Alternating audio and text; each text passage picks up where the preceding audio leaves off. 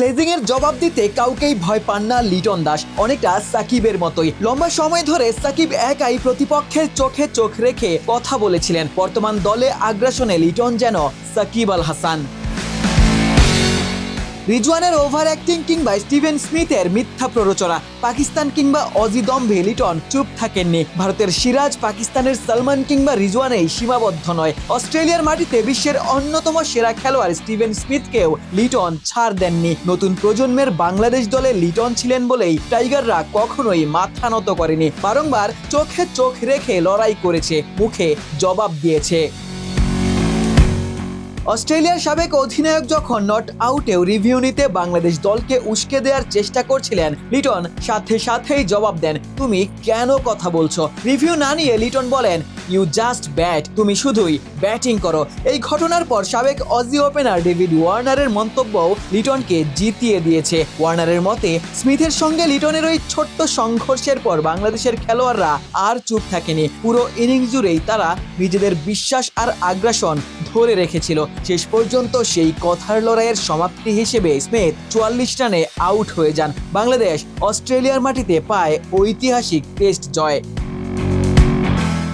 আন্তর্জাতিক ক্রিকেটে লিটনের এমন কথার লড়াই একেবারেই নতুন নয়। মোহাম্মদ রিজওয়ানের সঙ্গে সিলেট টেস্টে উত্তপ্ত বাক্য বিনিময়ে জড়িয়েছিলেন লিটন দাস। রিজওয়ানের অযথা সময় নষ্টের প্রতিবাদ করেছিলেন লিটন। সেই ঘটনার পরিস্থিতি এতটাই উত্তপ্ত হয়েছিল যে আম্পায়ারকে এসে লিটনকে শান্ত করতে হয়। 50 পূর্ণ করা রিজওয়ান অবশ্য এরপর ইনিংস আর খুব বেশি বড় করতে পারেননি, অর্থাৎ কথার লড়াইয়ে আদতে লিটন ব্যাটারের মনোযোগ নষ্ট করতে সফল হয়েছিলেন।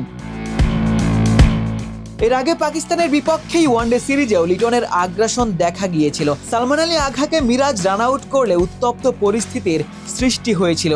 পাকিস্তানি ব্যাটার রাগে ক্ষোভে হেলমেট, গ্লাভস ছুঁড়ে ফেলেন। বাংলাদেশের কয়েকজন খেলোয়াড়ের প্রতি উত্তপ্ত বাক্য ছুঁড়ে দেন। সেখানেও লিটন আঘার দিকে তেড়ে গিয়েছিলেন, সতীর্থদের পাশে দাঁড়িয়েছিলেন। পরে সালমানের স্পোর্টসম্যানশিপ নিয়ে প্রশ্নের জবাবে লিটন সোজা সাপটা উত্তর দিয়েছেন, এখানে কেউ চ্যারিটি লিগ খেলতে আসেনি। আন্তর্জাতিক ক্রিকেটে নিয়মের বাইরে গিয়ে আবেগ দেখানোর সুযোগ নেই, আউট মানে আউট।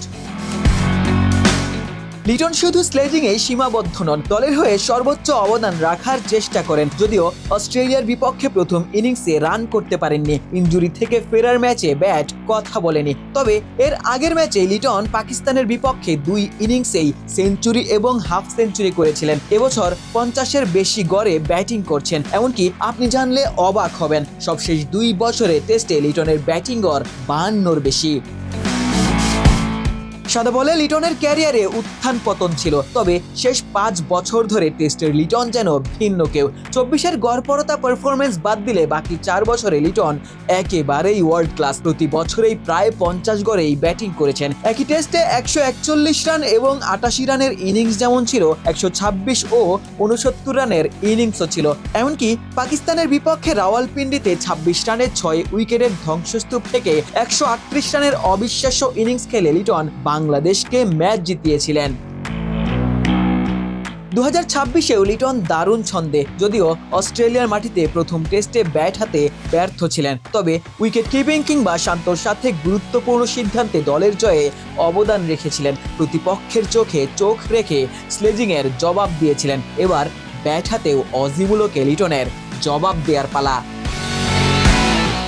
আশিক সারোয়ার, নিউজ 24।